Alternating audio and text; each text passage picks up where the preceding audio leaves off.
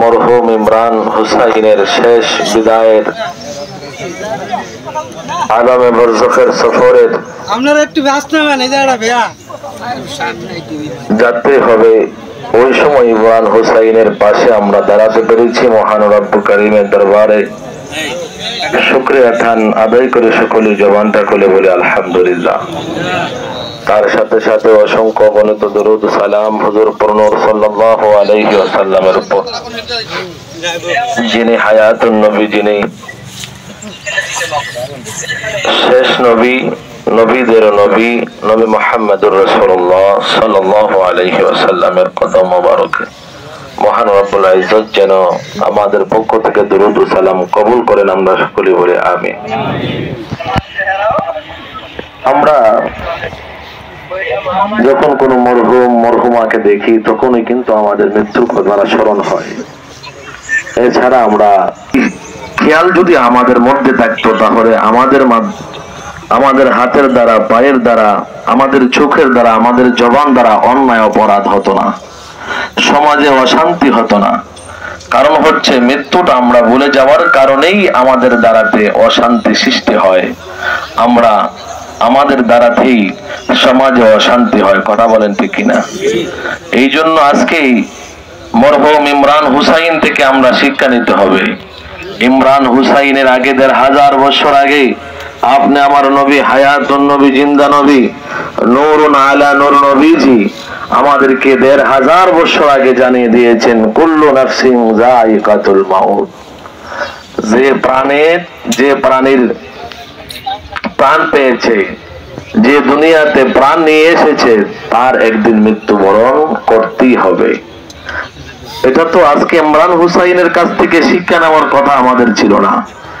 আমাদের দায়িত্ব ছিল ১৫০০ বছর আগে যে নবী জানাটা আমাদের প্রয়োজন ছিল, আমাদের বিবেকে ওই কথাটা স্মরণ থাকার কথা ছিল যে আমি দুনিয়াতে এসেছি, আমি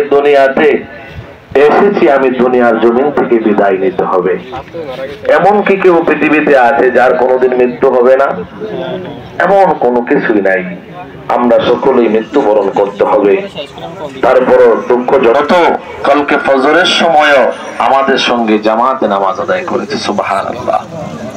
সে যখন শরীরটা ভালো লাগতো নামাজে চলে আসতো এবং প্রত্যেকটা মানুষের মুখে মুখে তার প্রশংসা, যে সে যুবক হওয়া সত্ত্বেও হাজার যুবক এই গ্রামে আছে, যে যুবকদের ব্যবহার কথা গালিচারা হয় না, কিন্তু ইমরান হুসাইন মরহুম হয়ে গেছে, কিন্তু তার জবান দিয়ে কোনোদিন আমরা খারাপ কোনো গালি শুনি নাই।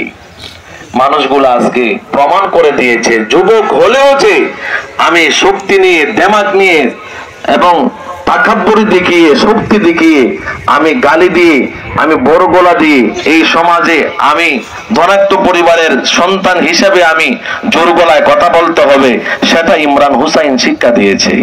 ইমরান হুসাইন শুধু সেটা শিক্ষা দেয় নাই, ইমরান হুসাইন সেটাও শিক্ষা দিয়েছে বাবা প্রবাসী হলেই হবে না, যে বাবা প্রবাসী হলেই আমাকে প্রবাসী ছেলে বলতে হবে, আমি প্রবাসীর ছেলে, এইভাবে আমার গায়ের জামা পরতে হবে, এইভাবে সাইকেল চালাতে হবে, এইভাবে আমার চলতে হবে।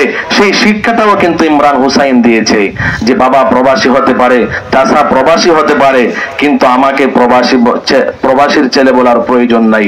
সাধারণভাবে কিন্তু ইমরান হুসাইন জীবন যাপন করছে। কথা বলেন ঠিক কিনা? সাধারণভাবে জীবন যাপন করছে, অথচ লক্ষ টাকা কিন্তু তার সুস্থতার জন্য তার পরিবার, আব্বা আম্মা এবং চাচারা সকলেই মিলে কিন্তু দিয়েছে। কিন্তু তার মধ্যে একদিনও আমি দেখি নাই অহংকার, যে একটা জামা লাগাই অহংকার দেখানো এবং প্রবাসীর ছেলে হিসেবে অহংকার দেখানো, তার মধ্যে সেটা ছিল না। কিন্তু ইমরান হুসাইন প্রত্যেকটা কাজেই শিক্ষা দিয়েছে, কারণ আল্লাহ রাব্বুল আলামিন নিয়ে যাবেন, তাকে দুনিয়াতে পাঠিয়েছেন অল্প হায়াত দিয়ে, আবার নিয়ে যাবেন, চলে যাবে। এই জন্য ইমরান হুসাইন কিন্তু অজান্তেই আমাদেরকে শিক্ষা দিয়ে গিয়েছে। এই জন্য আজকে যদি হাত ওঠানোর কথা আমি বলি, এই ইমরান হুসাইনের সঙ্গের অনেক ছেলেরা এই জায়গাতে আছে না নাই? কিন্তু তারা তো আজকে ফজরের নামাজও পড়ছে না। কিন্তু ইমরান হুসাইন যদি আজকে জীবিত থাকতো তাহলে ইমরান হুসাইন আজকেও মসজিদে আসতো, কথা বলেন ঠিক কিনা? তো আজকে সে ফজরের আগেই ইন্তেকাল করেছে। এই সকল যুবকদেরকে আমি পায়ে হাত দিয়ে বলবো, আমি অনুরোধ করব, যদি মরহুম ইমরান হুসাইন দুনিয়ার জমিন থেকে বিদায় নিতে পারে অসময়ে, মা বাবার আগে, ভাই বোনের আগে, তাহলে প্রমাণ হয়ে গেল আবারও ১৫০০ বছর আগে মুহাম্মদ যে কোরআনের বাণী দিয়েছিলেন ওই বাণীটা আবারও প্রমাণ করে দিল ইমরান হুসাইন যে আমরাও মা বাবার আগে মরতে পারি কি পারি না। তাহলে ইমরান হুসাইন সেটা প্রমাণ করে দিল যে আমারও নামাজ পড়তে হবে, আমারও ইবাদত করতে হবে। সমাজে মুরব্বীদেরকে দেখলে, মা বাবাকে দেখলে এমন ভাবে আমরা আদব সহকারে চলতে হবে, তাদেরকে সালাম দিতে হবে, তাদেরকে সম্মান করতে হবে। সেটা কিন্তু ইমরান হুসাইন আমাদেরকে শিক্ষা দিয়ে গেছে। আমরা সকল যুবকদেরকে মেহেরবানি করে বলবো, যুবকরা যদি মসজিদে চলে আসি মসজিদ ভরপুর হয়ে যাবে, কথা বলেন ঠিক কিনা?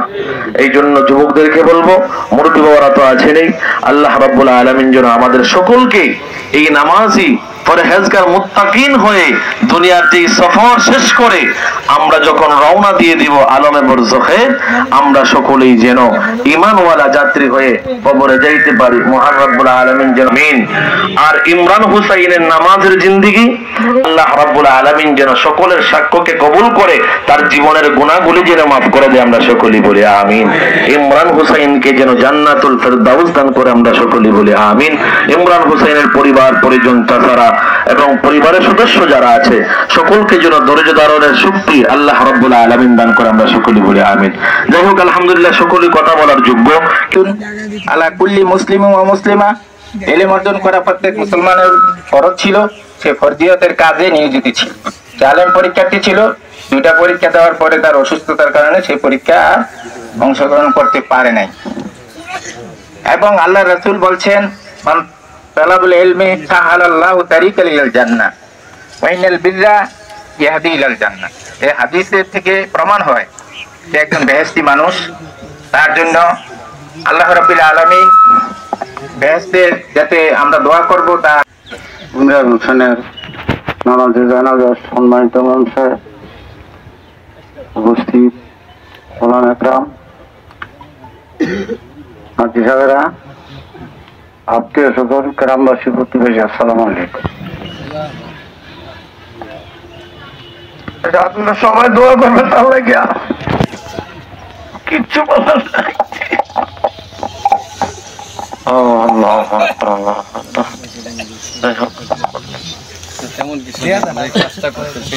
বলার ভাষা হারাই ফেলছেন। আমরা ওনার এই ভাষা হারানোর মাধ্যমে আমরা বুঝতে পারলাম যে ইমরান হুসাইনের জন্য উনিও পরাকান্ত হৃদয়ে কিন্তু আসছিলেন, কথা বলার জন্য পারছেন না। আমরা ধরে নিব যে উনি এটাই বলতেছিলেন ইমরান হুসাইনের জন্য দোয়া, এছাড়া তো আর কোনো কিছু করা সম্ভব না। আজকে দন ও বান্দার যা কিছু আছে কোনো কিছুতে ইমরান হুসাইনকে ধরে রাখা যাবে না। আমরা সকলেই ওনার জন্য দোয়া করব। আচ্ছা, এখন মুক্তসর আসসালামু আলাইকুম ওয়া রাহমাতুল্লাহ। আসলে মনে ভাই কথা বলতেছিল, আমিও তো আরেকজন জ্যাঠা আর পড়োশী হিসাবে আরেকটু ছোট্ট কথা রয়েছে এখানে। এই হলো, সে যেহেতু যুবক বয়স, মোটামুটি আমাদের কাছে 14-15 বছর চলাফেরা করছে। এই চলাকালীন সময়ে আমরা জানি তার মতো এত ভদ্র একটা ছেলে হয় খুব কম, সহজ কথা। তারপরেও যদি কারোর সাথে কখনো কোনো কারণে বেয়াদবি করে থাকে, আমি তার পক্ষ থেকে আপনাদের সকলের কাছে ক্ষমা চাচ্ছি। আপনারা সকলকে তারা ক্ষমা করে দিবেন। আল্লাহ পাক যেন তাকে ব্যস্ত নসিব করে, এই জন্য সকলে দোয়া করবেন। অন্যদিকে হলো, ছোট্ট একটা কথা, যদি এই প্রসঙ্গেই আমরা এই মাত্রা ব্যবহার করি ঈদগাহ এবং জানাজার কাজে ব্যবহার করার জন্য, তা আমাদের অনেকেরই আমি মানা করছিলাম যে অনেক লোক করে কি ঘাস কাটে, এই যে ঘাস কেটে জায়গাটা নষ্ট করতেছে। আমরা যেহেতু সবাই একত্রে আসেন সেই জন্য